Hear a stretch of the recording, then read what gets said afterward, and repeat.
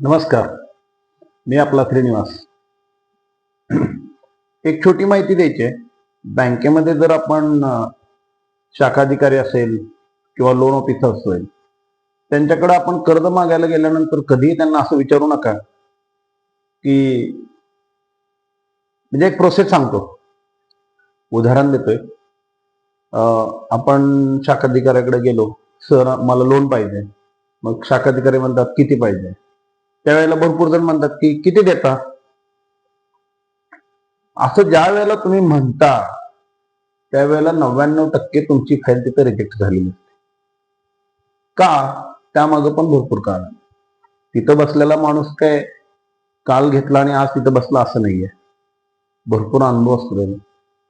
ज्या अर्थी तुम्ही लोन मागायला जाता आणि तुम्ही त्यांना म्हणता की किती देता, त्यावेळेला तुम्ही कर्ज घेण्यासाठी तिथं आलाय आणि तुमचे कुठलंही नियोजन नाहीये.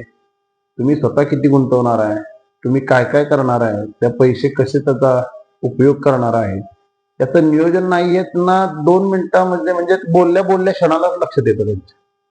त्यामुळं असं कधीही विचारू नका की तुम्ही किती देताय, तुम्हाला किती गरज आहे, तुम्ही काय नियोजन केलंय पैशाबद्दल. 10 लाख कर्ज घेणार असेल तर तुमच्याजवळ ते किती घालणार आहे तुम्ही, हा विचार करा. मोगम जायचं बँकेमध्ये, असं विचारायचं क्वेश्चन, गरज असली तरी तुम्हाला पैसे मिळत नाही. भेटू पुढच्या व्हिडिओमध्ये.